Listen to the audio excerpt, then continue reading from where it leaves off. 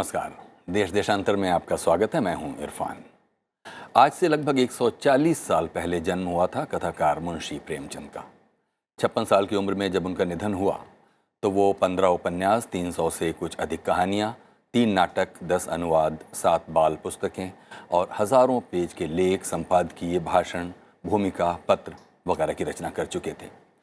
देश तब गुलाम था और मुंशी प्रेमचंद ने अपने लेखन से देशवासियों में आत्मसम्मान और स्वाधीनता की चेतना जगाई।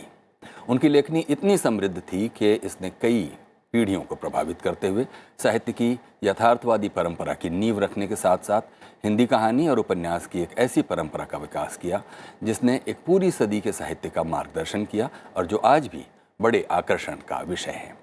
प्रेमचंद एक संवेदनशील लेखक, सचेत नागरिक, कुशल वक्ता और अग्रणी संपादक थे। भारतीय उपमहाद्वीप में जन चेतना को जागृत करने और उसे गढ़ने में प्रेमचंद का नाम सर्वोपरि है। वाराणसी के पास लम्ही में पैदा हुए प्रेमचंद का असली नाम धनपत राय था और शुरू में वो मूलतः उर्दू में लिखते थे।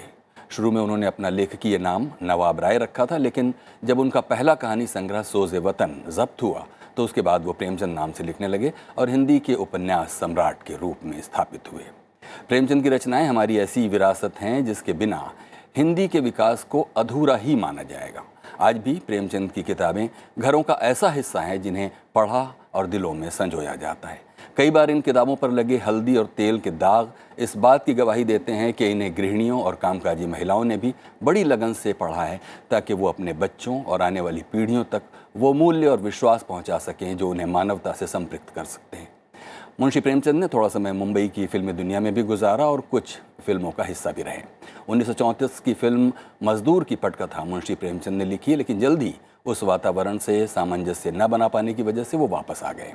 प्रेमचंद के उपन्यासों और कहानियों पर कई फिल्में और टीवी धारावाहिक बने हैं जो आज भी बड़े चाव से देखे जाते हैं।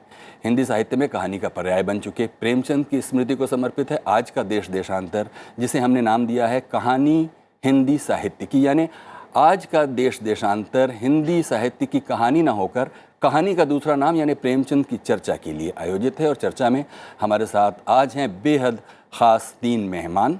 अतुल कोठारी जी हैं जो कि शिक्षा संस्कृति उत्थान समिति के राष्ट्रीय सचिव हैं, बहुत बहुत स्वागत है। अनामिका जी हैं जो कि बहुत मशहूर कवित्री हैं। डॉक्टर दुर्गा प्रसाद गुप्त हैं जो कि जामिया मिलिया में हिंदी के प्रोफेसर हैं। बहुत बहुत स्वागत है आप तीनों मेहमानों का।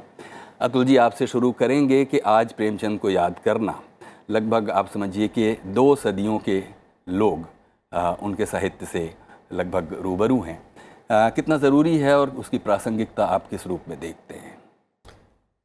सबसे पहले तो मैं राज्यसभा चैनल को बहुत बहुत बधाई अभिनंदन देना चाहूँगा कि आज माननीय प्रेमचंद जी के जन्मदिन पर इस प्रकार की एक चर्चा आयोजित आपने की, क्योंकि आज की युवा पीढ़ी में पढ़ने का आदत थोड़ी कम हो गई है। ऐसे समय में उन लोगों को प्रेमचंद जी का कुछ मात्रा में परिचय देने का काम ये कार्यक्रम आज का कर सकता है।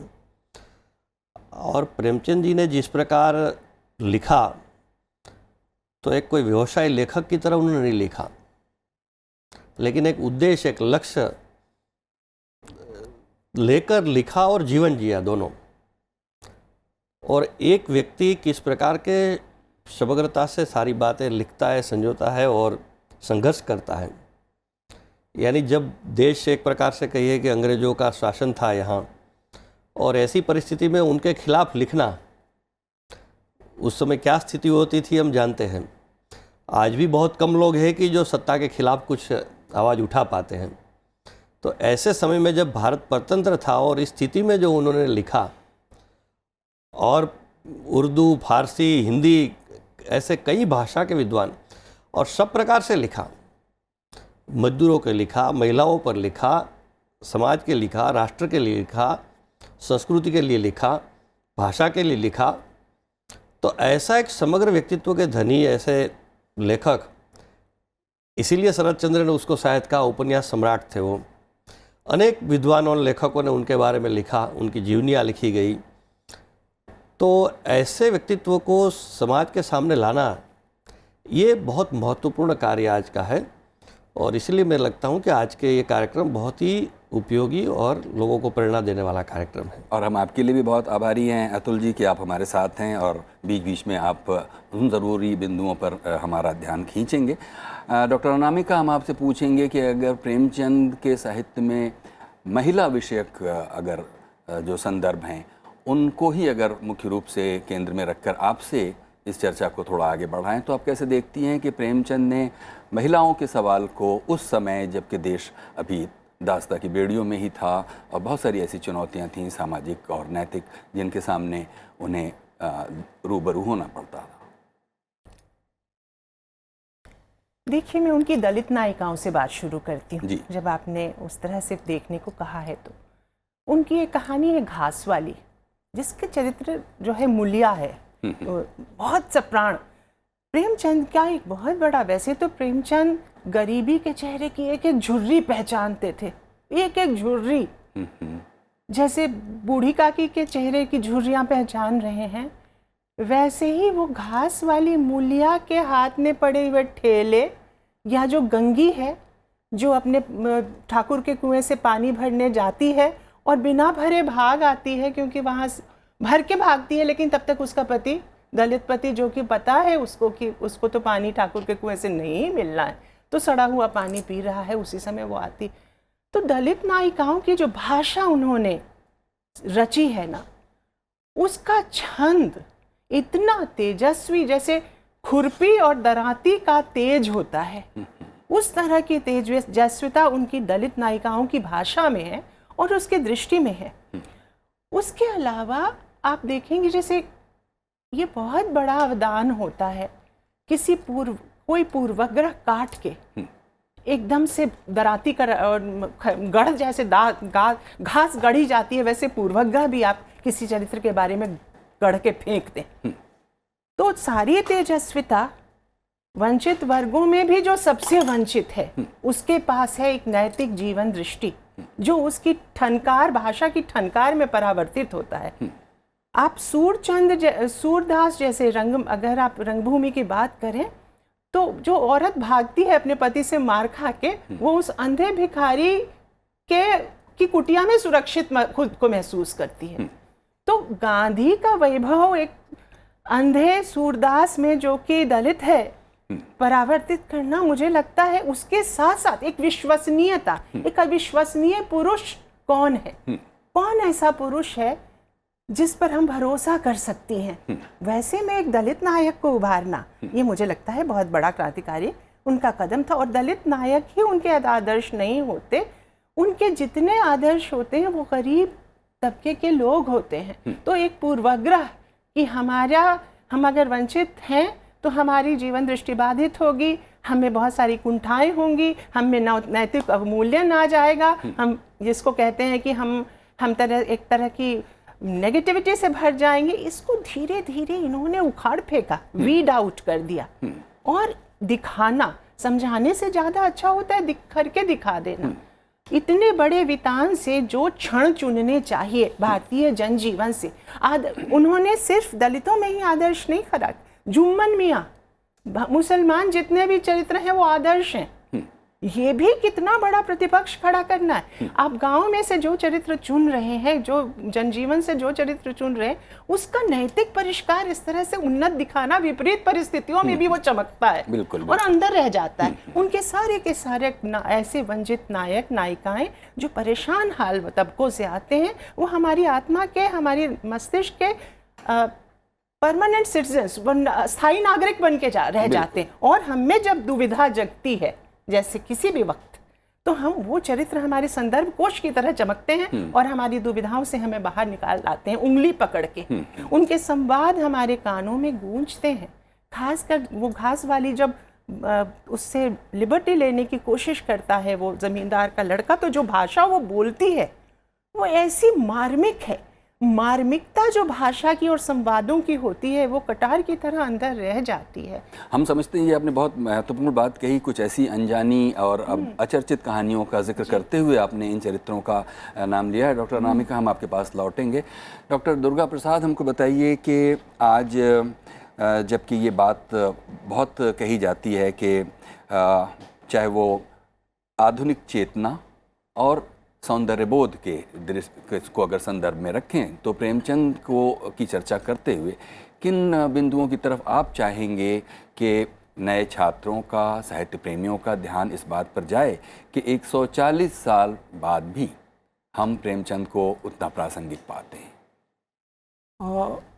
इरफान साहब, मैं कई स्तरों पर इन बातों को देखता हूँ कि जो पूरी तरीके से भारतीय कथा परंपरा है और उसमें हिंदी की है अगर देखा जाए, और दूसरा जो समाज है वो सामंती समाज जिसमें कबीर ने काफ़ी संघर्ष किया था, और उसी परंपरा में प्रेमचंद जी भी हैं।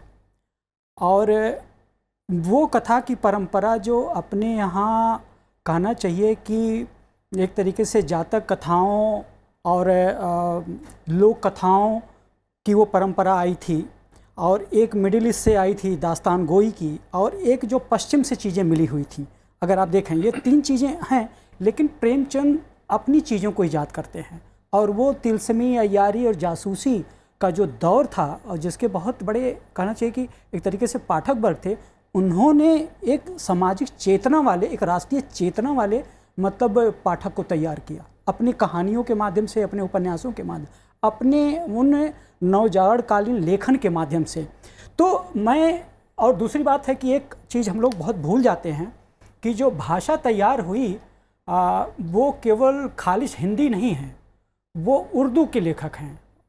ज़्यादातर कहानियाँ उन्होंने पहले उर्दू में लिखी और बाद में स्वयं उन्होंने तजुर्बा किया, दूसरे लोगों ने भी उसका तजुर्बा मतलब किया। अगर आप देखें वो अनुवाद के माध्यम से हिंदी में आई। तो जो अच्छी हिंदी आपको दिखती है, एक मानक हिंदी दिखती है सौंदर्य बोध के स्तर पे, वो इस नाते अच्छी दिखती है, पठनीय दिखती है, उसकी लोकप्रियता दिखती है कि वो उर्दू मिश्रित है। अगर उर्दू को भी अगर आप लें, अगर जहाँ पर फारसी ज़्यादा हो जाती है तो वो समझ से बाहर हो जाती है। लेकिन प्रेमचंद ने जो भाषा तैयार की हिंदी के लिए, मुझे लगता है कि वो एक आदर्श भाषा है। इसके साथ साथ आप देखें कि वो जो संघर्ष था स्वाधीनता आंदोलन का, वो कैसे उसको एक तरीके से कहना चाहिए कि वो ट्रांसलेट करते हैं अपनी सृजनात्मकता में, अपने पात्रों के माध्यम से, अपनी कथाओं के माध्यम से वो चेतना आपको दिखती है। तो मुझे लगता है कि भाषा के स्तर पर, समाज के स्तर पर वो सृजनात्मकता एक नए तरीके के सौंदर्य बोध के साथ उनके यहाँ उपस्थित है। इस नाते अगर आप उनके आगे देखेंगे तो रेणु हुई उन चीज़ों को तोड़ते हैं और उस लोकप्रियता को प्राप्त करते हैं। उसके पहले उतने बड़े स्तर पर पाठक तैयार करने वाला कोई नहीं है प्रेमचंद के अतिरिक्त। बिल्कुल। तो और इस अर्थ में प्रेमचंद एक तरह से कहिए कि हमारे मार्गदर्शक और हमारे एक अग्रणी नेता हैं हमारे साहित्य के संदर्भ में, कि जिनका महत्व हर गुजरते हुए दिन के साथ बढ़ता ही जाता है। और हम समझते हैं कि आप तीनों मेहमानों के साथ बहुत ही दिलचस्प चर्चा हो रही है, और तीनों लोगों ने, आप लोगों ने बहुत महत्वपूर्ण बिंदुओं की तरफ हमारा ध्यान खींचा है, हमारे दर्शकों का ध्यान खींचा है। और हमने जो चर्चा करते हुए बीच में ये चर्चा की कि मुंशी प्रेमचंद थोड़ा समय मुंबई में भी रहे, तो हमें याद आता है कि शिवरानी देवी जो उनकी पत्नी थी, उन्होंने प्रेमचंद घर में नाम की किताब में एक छोटा संस्मरण लिखा है जो प्रेमचंद के एक बहुत ही अचर्चित पक्ष पर हमारा ध्यान खींचता है। उसका शीर्षक है मैं गाती थी और वो रोते थे। लिखती है कि बम्बई में एक रात बुखार चढ़ा तो दूसरे दिन भी 5 बजे तक बुखार नहीं उतरा। मैं उनके पास बैठी थी। मैंने भी रात को अकेले होने की वजह से खाना नहीं खाया था। कोई 6 बजे के करीब उनका बुखार उतरा। आप बोले क्या तुमने अभी तक खाना नहीं खाया? मैं बोली खाना तो कल शाम से पका ही नहीं। आप बोले अच्छा मेरे लिए थोड़ा सा दूध गर्म करो और थोड़ा सा हलवा बनाओ। मैं हलवा और दूध तैयार करके लाई। दूध तो खुद पी लिया और बोले कि ये हलवा तुम खाओ। जब हम दोनों आदमी खा चुके, मैं पास में बैठी तो आप बोले कुछ पढ़ करके सुनाओ।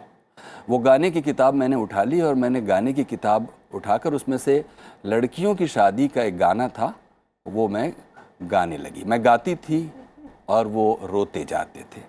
उसके बाद मैं तो देखती नहीं थी, पढ़ने में लगी थी। आप मुझसे बोले कि बंद कर दो, थोड़ा बहुत दर्दनाक गाना है।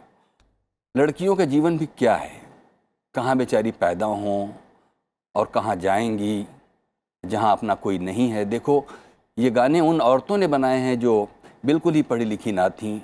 आजकल कोई एक कविता लिखता है या कभी लोगों का कवि सम्मेलन होता है तो जैसे मालूम होता है कि ज़मीन आसमान ही एक कर देना चाहते हो। इन गाने वालियों और बनाने वालियों के नाम भी नहीं है। मैंने पूछा ये बनाने वाले थे या बनाने वालियाँ थीं? आप बोले नहीं, पुरुष इतना भावुक नहीं हो सकता कि स्त्रियों के अंदर के दर्द को महसूस कर सके। ये तो स्त्रियों के ही बनाए हुए गाने हैं और स्त्रियों का दर्द स्त्रियां ही जान सकती हैं और उन्हीं के बनाए ये गाने हैं। मैं बोली इन गानों को पढ़ते समय मैं तो न रोई और आप क्यों रो पड़े?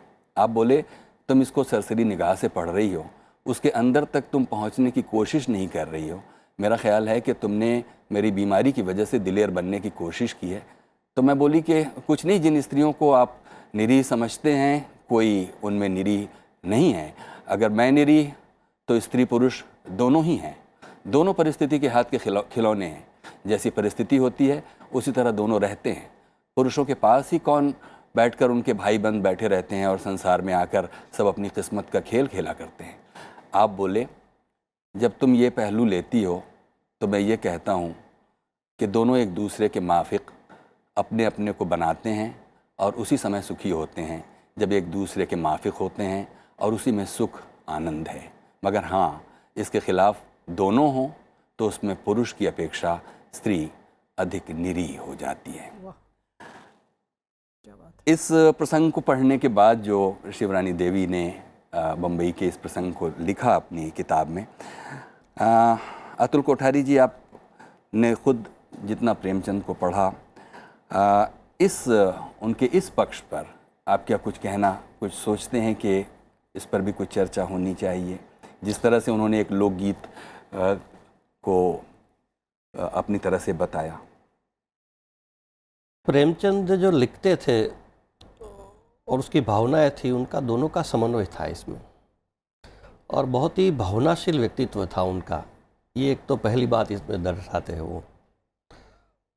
और दूसरी बात ये है कि प्रेमचंद जी ने साहित्य और जो दुर्गा जी ने कहा सौंदर्य की बात आपने जो पूछा, तो जो सौंदर्य की भारतीय संकल्पना है वही उन्होंने अपने विचारों में उनको दर्शाया है।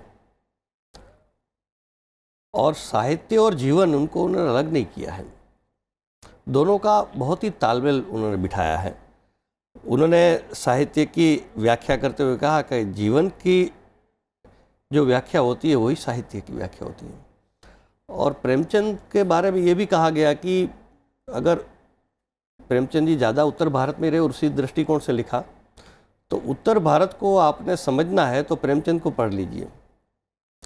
और जो तात्कालिक परिस्थितियाँ थी समाज की, उसका प्रतिबिंब उसके लेखन में दिखता था। तो ये प्रेमचंद जी की विशेषता थी। और उन्होंने मातृभाषा के बारे में काफ़ी आग्रह का विषय रखा कि हमारी शिक्षा, हमारा सारा कार्य अपनी भाषा में होना चाहिए। ये भी प्रेमचंद जी का एक पहलू बहुत महत्वपूर्ण है। और शिक्षा के बारे में जो उन्होंने बहुत महत्वपूर्ण व्याख्या दी है कि शिक्षा व्यक्ति के सर्वांगीण विकास के लिए होती है, शिक्षा सामाजिक दायित्व के निर्वाह की योग्यता पैदा करती है, और शिक्षा का लक्ष्य राष्ट्र की आकांक्षा और अपेक्षाओं के अनुरूप होना चाहिए। तो ये जो हर विषय की आधारभूत बातें हैं, जो नींव के समान जो बातें हैं, उनको जोड़कर उन्होंने सारा साहित्य लिखा है। और साहित्य और उनका जीवन, इसमें आपस में बहुत तालमेल दिखता है। हाँ, यही बहुत खूबसूरती है। अगर आप देखिएगा कि उनका जो जीवन है और जो उनका लेखन है, उसमें आपको एक रूपता मिलेगी। डॉक्टर अनामिका आपके पास आते हैं, जैसे कहना चाहता हूँ, हाँ जी, कि जैसे उन्होंने उस समय की स्थिति में हम पढ़ते थे तो लिखा, तो लिखने का उनको जेल में जाना पड़ा तो वो भी उनकी तैयारी थी। बिल्कुल, नौकरी छोड़नी पड़े तो भी उनकी तैयारी थी। कोटेशन रखते हुए शिक्षा के संदर्भ में कहा, एक कोटेशन बहुत बार दोहराया जाता है, और वो भी शायद कहानी पंच परमेश्वर से वो कोटेशन आता है बार बार कि क्या बिगाड़ के डर से ईमान की बात ना कहोगे। अभी जिस तरह से हम बदलते हुए समय में रह रहे हैं, उसमें आप जब देखती हैं कि आपके इर्द गिर्द जो पूरा साहित्यिक बिरादरी हो या नागरिक समाज हो, उसमें कई बार हम संकोच कर जाते हैं कि बिगाड़ ना हो और हम उस ईमान की बात कहने से पीछे हट जाते हैं। क्या कहती हैं आप इस पर? जितना बड़ा लेखक होता है ना, उतने बड़े महाद्वंद्व, जो हमारे बेसिक महाद्वंद्व होते हैं ना, उसको एड्रेस करता है, उसको संबोधित करता है। ये एक विराट महाद्वंद्व जो पब्लिक और प्राइवेट इंटेग्रिटी के बीच होता है कि हम निजी संबंधों में खला ना हो, इसलिए सार्वजनिक हित के काम करें ना करें। ये शुरुआती एकदम बीज द्वंद्व है। इसको इन्होंने इतना, मतलब आत्मा जगाने का काम जो साहित्य करता है ना, वो कोई हारमोनियम बजा के तो नहीं करता कि जागो मोहन प्यारे एकदम से। और जागरण एक प्रक्रिया है, आप एकदम से उठ के बैठ नहीं जाते। नींद जब टूटती है तो धीरे धीरे आँख मलता हुआ आदमी उसी तरह जगता है जैसे सूरज नीचे से ऊपर धीरे धीरे अंधेरा काटता हुआ बढ़ता है। तो जगने की जो प्रक्रिया है, जागरण कैसे एक प्रक्रिया है, इसका इसमें जो अभी आपने पंक्ति बताई, इसमें है आत्म को, अपने को ही संबोधित कर रहे हैं। इसी अर्थ में साहित्य जो है वो कांता संहित उपदेश है कि जैसे स्त्री टोकती है मिठास के साथ। स्त्री की भाषा, कविता की भाषा और साहित्य की भाषा में क्या खासियत है? वो कम सुखन है, इशारे में बोलती है, कम बोलती है, इशारे में बोलती है, लेकिन ऐसा बोलती है कि आपका मर्म छिद जाए और आपके पास अगर नैतिक द्वंद्व है तो उससे आप उभर जाएं। तो ये जो सवाल अभी आपने जो एक पंक्ति कही, मुझे याद नहीं आता, मैंने कहानी बहुत पहले पढ़ी थी, लेकिन एक पंक्ति मुझे दिमाग में और है, स्कूल में पढ़ी थी कि उत्तरदायित्व का ज्ञान हमारे संकुचित विचारों को दूर करता है। इसी कहानी, मगर मैं गलत नहीं कर रही हूँ, तो यही है, इसी में है। तो इसका निराकरण एक जगह पे वो कहानी में कहते हैं कि बिगाड़ के डर से ईमान की बात ना कहोगे, एक संबोधन। और उसका उत्तर फिर वो कैसे देते हैं उसी कहानी की प्रक्रिया में कि उत्तरदायित्व का ज्ञान उस पूरी दुविधा के टनल से, उस गुफा से निकल के, दुविधा एक गुफा है, उस गुफा के अंधेरे से निकलते हुए, जिसको मुक्तिबोध अंधेरे में चलना कहते हैं, आप उस गुफा के अंधेरे से, उस धुंधलके से निकलते हुए बाहर जब आते हैं तब आपको एक सूर्योदय दिखाई देता है। एक नैतिक आप निर्णय लेते हैं कि उत्तरदायित्व का ज्ञान हमारे संकुचित विचारों को दूर करता है। जो मन मियाँ का द्वंद्व मिट गया और जो परमेश्वर की कुर्सी पर आते ही उन्हें लगा कि मित्र है तो क्या, जो है उसकी बुआ का या फूफी का न्याय वो मुझे दिलाना है। तो ये बात बड़ी है। डॉक्टर दुर्गा प्रसाद, आप ही से हम चाहेंगे कि इस चर्चा को आप समअप करें, और कोई बात इसमें अगर छूटी है, कोई महत्वपूर्ण बात प्रेमचंद के संदर्भ में, तो इस वक्त ज़रूर आप कहें। इरफान साहब, जो जिस संदर्भ की चर्चा आपने की बम्बई वाले कि आज स्त्री विमर्श बहुत चल रहा है, लेकिन अगर उस घटना को देखें कि जिसमें कि वो गा रही हैं, शिवरानी जी और प्रेमचंद जी रो रहे हैं, तो एक तो लेखक के संवेदनशीलता का वो स्तर पता चलता है, दूसरे की स्त्रियों की जो दुर्दशा थी उस समय और उस समाज में, कहीं न कहीं वो जहन में वो पूरा चित्र, पूरा बिंब प्रेमचंद के मन में रहा होगा कि उसके जन्म से लेकर के मृत्यु तक स्त्री के जीवन की जो पूरी सफरिंग है, कि जैसे कि अगर उसका बर ढूंढना हो बेटी का, तो पिता के जूते तक वो फट जाते हैं, और जो उसकी सफरिंग होती है बेटी के नाते, कि वो भोजपुरी में गीत है, वो भी लोकगीत है कि दिनवा हरेलू सुख चैन ये बेटी, रतिया हरेलू तू नींद। क्या बात, कि तब भी वो बेटी के लिए बर नहीं मिल रहा है, और लेकिन पिता वो परेशान हैं। तो प्रेमचंद इन चीज़ों को, जिनको आप कह रहे हैं कि जो है कि ईमानदारी वो होती है कि जो अपनी ऑब्जेक्टिविटी में रहती है। आप जब संबंधों को निभाने लगते हैं तब आप सच नहीं बोलते हैं, तब चीज़ों को आप छिपाते हैं, तब चीज़ों को आप प्रभावित करते हैं। अगर आप इन चीज़ों को देखें कि जो हमारे सरोकार हैं, सरोकार के साथ अगर आपकी सब्जेक्टिविटी दिखती है तो अच्छी बात है, लेकिन जहाँ पर नैतिकता की बात हो, मूल्यों की बात हो, सच की बात हो, पारदर्शिता की बात हो, कहीं पर प्रतिबद्ध तरीके से खड़े होने की बात हो, तो मुझे लगता है कि वहाँ आपको अपनी ऑब्जेक्टिविटी में ही रहना चाहिए। और वो ऑब्जेक्टिविटी आपको अदर्स के साथ सेल्फ को जो है अपनी सब्जेक्टिविटी में भी डिफाइन करती है। लेकिन मुझे लगता है जो सच है, जो ईमानदारी है, जो जुड़ाव है, जो सरोकार हैं, वो अपनी ऑब्जेक्टिविटी में ही व्याख्यायित होती है। बहुत बहुत शुक्रिया डॉक्टर अग्रवाल और आप सभी तीनों। डॉक्टर गुप्ता, एक दो बात जी। मुझे लगता है कि ये जो सारी चर्चा है सिर्फ चर्चा तक सीमित हमारी बात नहीं रहनी चाहिए। आज इस चर्चा के माध्यम से ये संदेश जाना चाहिए और हमने स्वयं भी चिंतन करना चाहिए कि जिस प्रकार का संवेदनशील व्यक्तित्व प्रेमचंद जी का था, उस दिशा में हम भी है क्या। दूसरी बात, उन्होंने जिस प्रकार साहित्य लिखा, लेखन कार्य किया, जिस प्रकार प्रतिबद्धता से कार्य किया, वो आज हो रहा है क्या। जिस प्रकार उन्होंने शिक्षा के बारे में, भाषा के बारे में, संस्कृति के बारे में, हमारे सौंदर्य काव्यों के बारे में, सब के बारे में जो बातें कही हैं, जो विचार किए हैं, उसको आज हम कैसे आगे बढ़ा सकते हैं। ठीक है अतुल जी, आपने जो कहा वो तभी संभव है, कम से कम हमारे दर्शक इस बात को अच्छी तरह जानते हैं कि उनके साहित्य को पढ़ा जाए, हृदयंगम किया जाए, उससे सीखा जाए। डॉक्टर दुर्गा प्रसाद गुप्त, आपका बहुत आभार। डॉक्टर अनामिका, आपका बहुत आभार। अतुल जी, आपका बहुत आभार। आप तीनों ने हमारी चर्चा को बहुत समृद्ध बनाया और सबसे ज़्यादा प्रेमचंद, जो कि हम सभी के मार्गदर्शक हैं, उनकी स्मृति को ये आधे घंटे का प्रोग्राम तो नहीं समेट सकता। एक छोटी सी प्रस्तुति ये हमारी तरफ से थी। आप सभी का बहुत बहुत शुक्रिया। देश देशांतर में ये चर्चा हो रही थी मुंशी प्रेमचंद की स्मृति को समर्पित। देखते रहिए राज्यसभा टीवी। इरफान आपसे यहीं इजाज़त चाहता है।